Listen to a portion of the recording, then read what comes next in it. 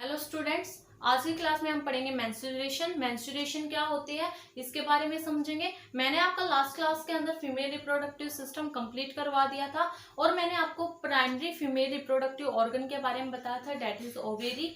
हमने प्राइमरी जो है female reproductive organ that is ovary क्या फंक्शंस के बारे में जाना था। और अगर हम बात करें फीमेल रिप्रोडक्टिव स्ट्रक्चर की तो उसके डिफरेंट डिफरेंट पार्ट्स के बारे में भी हमने लास्ट क्लास के अंदर पढ़ा था। आज हम स्टार्ट कर रहे हैं मेंस्ट्रुएशन। मेंस्ट्रुएशन क्या होती है इसके बारे में समझते हैं। तो देखो, when a girl child is born, जब छोटी बेबी बोर्न होती है तो क्या होता है, उसकी ओवेरी के अंदर thousand of follicles, immature follicles developed होना स्टार्ट हो जाते हैं। हम कह सकते हैं इमेच्योर ओवा की फॉर्मेशन होने लगती है। बट जैसे जैसे जो बेबी गर्ल है वो ग्रो होने लगती है at the age of 10 to 12 year. 10 to 12 year की एज पर वहां कब क्या स्टेज आती है, प्यूबर्टी। प्यूबर्टी बताया था ना मैंने, प्यूबर्टी क्या होता है, प्यूबर्टी फीमेल के अंदर 10 to 12 ईयर्स की एज में स्टार्ट हो जाती है। तब उस वक्त फीमेल के अंदर बहुत सारे सेक्सुअली चेंजेस आते हैं।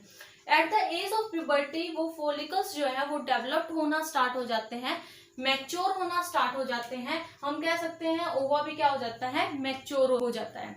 और जब ओवा मैच्योर होना स्टार्ट हो जाता है फिर उसके बाद ये जो फॉलिकल्स है वो क्या हो जाएगा, ब्रेस्ट आउट हो जाएगा। और ब्रेस्ट आउट जैसे ही फॉलिकल होगा तो वो ओवम को रिलीज कर देगा। ओवम को फेलोपियन ट्यूब या हम कह सकते हैं ओविडक्ट के अंदर क्या कर देगा, रिलीज कर देगा। और रिलीज ऑफ ओवम क्या कहलाएगा, ओव्यूलेशन बोलते हैं। क्या बोलते हैं उसको, ओव्यूलेशन। अब ये जो ओव्यूलेशन है ये हर 14th डे पर अकर होता है। यानी तुम्हें पता है मेंस्ट्रुएशन एवरी 28 डेज के अंदर दोबारा से होती है। और जो ओव्यूलेशन है वो कब होगा, वो in the middle of menstruation, menstruation के मिडल 14th डे पर वो दोबारा से अकर होता है। ठीक है, तो समझ आया यहाँ तक। सबसे पहले मैंने बताया फॉलिकुलर स्टेज। फॉलिकुलर स्टेज पर क्या होगा, यहाँ फॉलिकल्स जब मैच्योर हो जाते हैं at the age of puberty, या ओवम जब मैच्योर हो जाता है प्यूबर्टी के स्टेज पर, तो ये ओवम रिलीज कर देते हैं। और ओवम रिलीज क्या कहलाता है आपका, ओव्यूलेशन। अब ओव्यूलेशन जो है वो in the middle of menstruation cycle, every menstruation cycle में जो है 14 डे पर होता है। अब अगर हम बात करें मेंस्ट्रुएशन अकर एवरी 28 डेज। क्या होगा देखो, अब यहाँ जो है ओवम जैसे ही रिलीज हो गया फेलोपियन ट्यूब, या हम कह सकते हैं ओविडक्ट के अंदर, फिर उसके बाद जो है यूट्रस अपने आप को क्या करना स्टार्ट कर देती है, प्रिपेयर करना स्टार्ट कर देती है। अब यूट्रस अपने आप को प्रिपेयर करना क्यों स्टार्ट कर देती है, क्योंकि यूट्रस जो है फर्टिलाइज्ड ओवम को कैप्चर करने के लिए रेडी हो जाती है। जो यूट्रस होती है इसकी लाइनिंग बहुत ज्यादा थिक होती है और ये बहुत ज्यादा सॉफ्ट होती है। इसके साथ साथ बहुत सारी ब्लड वेसल्स को ये कंटेन करती है। अब जो है जैसे ही यहाँ जो है ओवम रिलीज हुआ और यूट्रस ने अपने आप को प्रिपेयर करना स्टार्ट कर दिया। यूट्रस हमेशा ही फर्टिलाइज्ड ओवम को कैप्चर करती है, इसलिए वो बहुत ज्यादा जो है ब्लड वेसल्स और इसके साथ साथ इसकी जो लाइनिंग है वो बहुत ज्यादा थिक हो जाती है। अब यहाँ ओवम फर्टिलाइज कब होगा, ओवम तब फर्टिलाइज होगा जब जो है स्पर्म की अवेलेबिलिटी होगी, स्पर्म के साथ फ्यूजन होगा ओवम का, तभी जो है ओवम फर्टिलाइज्ड होगा। But in case of when sperm is not available, लेकिन जब स्पर्म अवेलेबल नहीं होगा तो जो है ओवम है ये फर्टिलाइज्ड नहीं होगा, यानी कि अनफर्टिलाइज्ड ओवम रहेगा। अब अनफर्टिलाइज्ड ओवम जैसे ही यहाँ आएगा यूट्रस के पास तो क्या करेगा, यूट्रस इसको कैप्चर करना स्टार्ट करेगा। पर यूट्रस जैसे इसको देखेगा कि ये अनफर्टिलाइज्ड ओवम है, तो जो यूट्रस की इनर थिक लाइनिंग होती है या जितनी भी ब्लड वेसल्स होती है ये सारी की सारी ब्रेक हो जाती है, टूट जाती है। अब ये जैसे ही टूटती है तो क्या होता है, ब्लड की फॉर्म में वेजाइना से बाहर आने लगता है ओवम भी और इसकी ब्लड वेसल्स भी।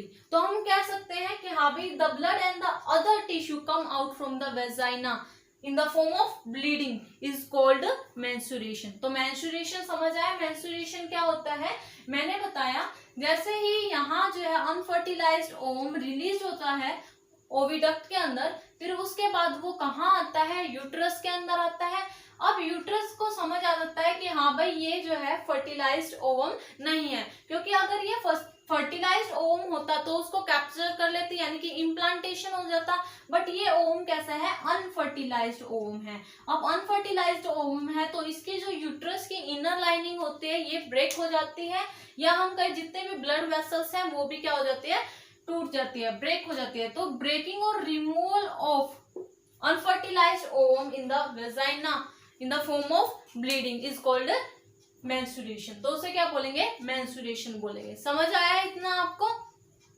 कि मैंने बताया बच्चों आपको menstruation क्या होती है, तो देखो the breaking or the removal of the lining of uterus along with the blood vessels in the form of bleeding is called menstruation। यानी कि ब्लड वेसल्स जब पूरी तरह से ब्रेकिंग या रिमूवल या हम कह सकते हैं टूट जाती हैं, along with unfertilized ovum come out from the vagina in the form of bleeding is called menstruation। दोबारा समझते हैं menstruation क्या होती है।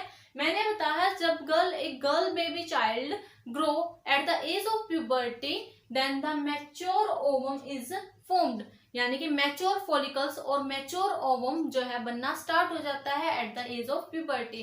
अब उसके बाद क्या होगा, मैच्योर ओवम रिलीज हो जाता है ओवेरी से और उसको बोलते हैं ovulation.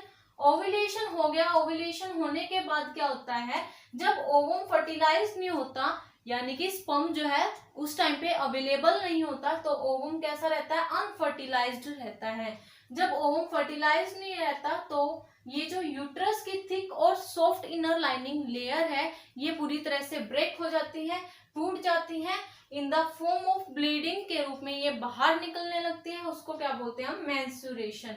It occur about 3 to 5 days, ये जो है 3 to 5 डेज या इससे ज्यादा दिन तक भी रह सकती है। अब हम बात करें मेंस्ट्रुएशन रुक जाती है, जब when menstruation stop then the ovum get fertilized, तब क्या होता है, उस वक्त ओवम फर्टिलाइज हुआ मिलता है, या हम बोले ओवम जब फर्टिलाइज होता है, या हम कह सकते हैं जब woman get pregnant, woman pregnant हो जाती है तो उस टाइम पर मेंस्ट्रुएशन क्या हो जाती है, स्टॉप हो जाती है। इसके अंदर हम पढ़ेंगे मेनार्क और मेनापोज। मेनार्क क्या होता है, देखो the first occurrence of menstruation, जब पहली बार मेंस्ट्रुएशन स्टार्ट होती है तो उस स्टेज को बोलते हैं मेनार्क। और सेकेंड आती है मेनापोज। मेनापोज क्या होता है, the permanent stoppage of menstruation, जब परमानेंट स्टॉप हो जाता है मेंस्ट्रुएशन तो उस स्टेज को बोलते हैं मेनापोज। और ये कब होता है, ये लगभग एक लेडी की जो है 45 to 50 ईयर की तब एज हो जाती है, तब ये जो है स्टॉप हो जाती है मेंस्ट्रुएशन, तो उसी को क्या बोलते हैं, मेनोपॉज बोलते हैं। तो आज की क्लास के अंदर हमने पढ़ा मेंस्ट्रुएशन, ये क्या होती है, इसको आपको अच्छे से बुक के अंदर रिवाइज करना है।